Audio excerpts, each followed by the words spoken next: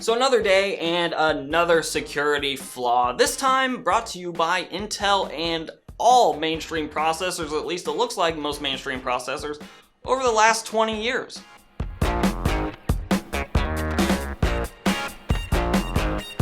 So now I'm not gonna attempt really to describe the technical aspects of this. I'm gonna leave an Ars Technica article down below that does just an excellent job of going through that, but I'll just give the very glazed over and layman's explanation here. So the flaw comes from Intel's use of speculative execution in which an Intel processor, and by the way, this includes processors it looks like that were introduced as far back as 1995, will try to speculate on different processes to speed up things. And if those speculations turn out to be wrong, it's just a system exception for that. It's no big deal. It's a wasted process from the processor side of things, but usually just, move on with life. And in the grand scheme of things, those speculations over time save time in a whole variety of different processing tasks. So the flaw is believed to be caused by Intel processors not always doing security checks before they complete a speculative task. For example, referencing from a user program kernel memory,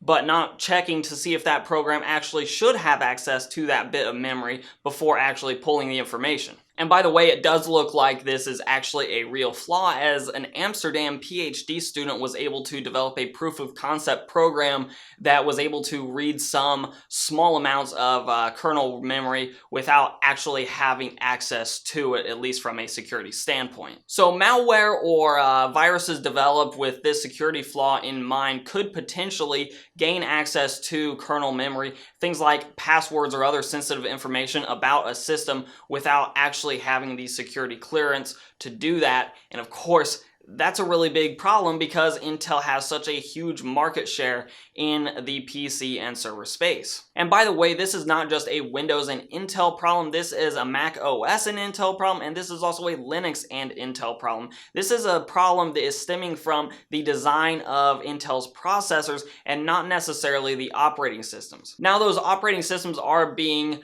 updated and patched to patch over the security flaw, but that is going to result in performance hits because what you're patching over is something that was designed to save time. So if you do tasks, and it will depend on what exactly you're doing with your Intel chips, but if you are performing tasks or using applications that are hit heavily here, I've seen numbers as high as a 30% reduction in performance, and in some very, very rare cases, it looks like it could even be bigger impact on performance than that. Now, obviously, those performance hits of like 30% or even more than 30%, those will be in the minority of cases, not necessarily the majority of the time, but do be aware when Windows gets that security patch, which apparently they've been testing in the insider build since November, or if you update your Linux or even Mac OS operating systems, then you are gonna see a performance reduction in your Intel-based systems. Kinda glad I'm running a Ryzen 1800X right now. And for those of you wondering, no, other chip manufactured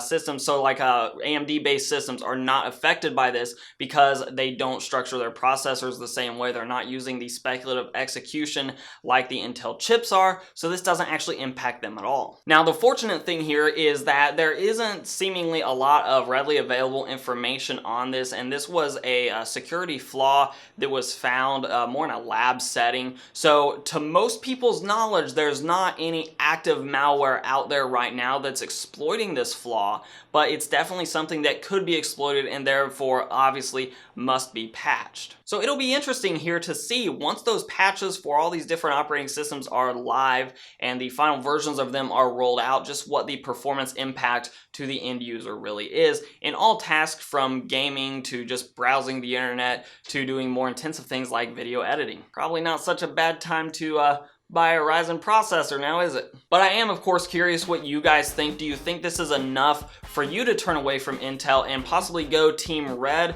for your future CPU upgrades or your future computer builds? Or is this something that you don't expect to be a big deal in the end and you're gonna stick with Team Blue? Let me know down below. And as always, guys, if you like this content, give it a like, share, subscribe, comment. All those things are very helpful to the channel. You can follow me on Instagram and on Twitter at Hoosier Hardware. And as always, I'll let YouTube queue up a couple more videos from my channel for you to watch. I'm Shane with Hoosier Hardware, and I'll see you guys in the next video.